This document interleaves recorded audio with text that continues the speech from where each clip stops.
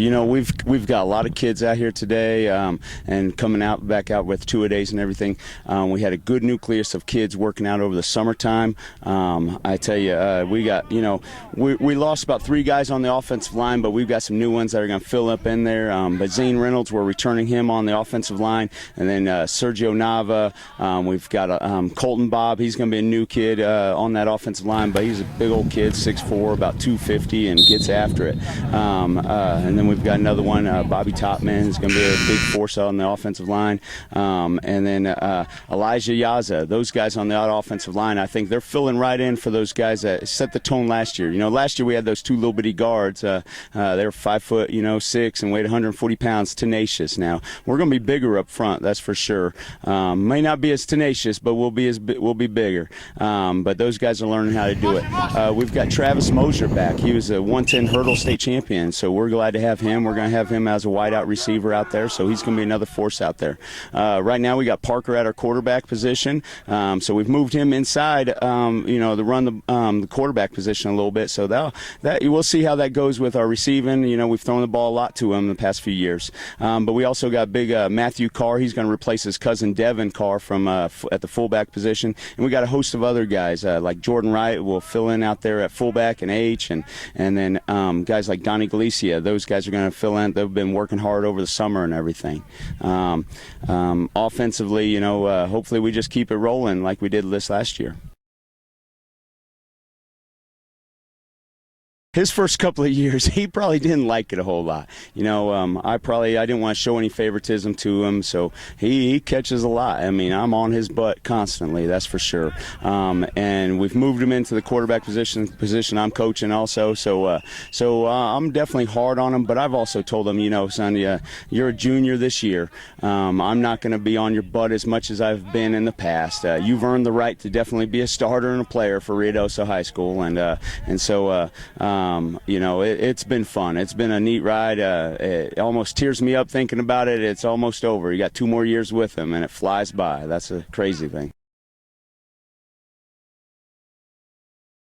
Oh, Matthew Carr. Matthew Carr is just invaluable to the team, just a leader on and off the field in the weight room. You know, he's just got an extreme work ethic, and he's not afraid to tell kids to get after it. That's what's nice having Matthew as a team leader and stuff, that he'll get after you if you're not doing things right. Matthew's also, you know, we moved him out to the outside linebacker position from the interior, and we think that's going to be a great place for him. He's going to run down the ball and be able to stun him off the edge, and he's going to do a lot of good things, that's for sure, out there. And we've got a couple other kids. Josh Reynolds played DT last year for us, and his brother will probably help him out, so we'll have the Reynolds brothers in the middle right in there. And but Matthew, you know, I hate to, you know, he's been starting for us since he was a freshman also, and this is his senior year, and it's been a good run with him, and we just hope we have a great season with him. I know we will. Win or lose, we're going to have a great season with Matthew.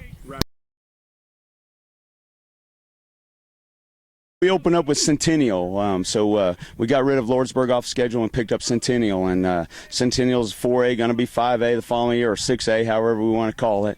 They're going to be a tough one. That's going to be a good challenge for us right off the bat. We open up with them, and then week 8 we play them again. So we've got home and away with Centennial this year. So you know, and Coach Ocampo over there does a great job. It's going to be a good test of us coaches and our players, and we're going to have to get after it. They've got quite a bit of speed. We already traded film from last year's films and helping each other out there, but we know that's going to be a good test for us. After that, we go to Socorro, then we go to Hot Springs, and both of those are going to be two good road games. And I know Socorro's got a new coach with Coach Lee over there, but I know old Coach Ocampo will still be around helping out, and they'll have those kids ready over there.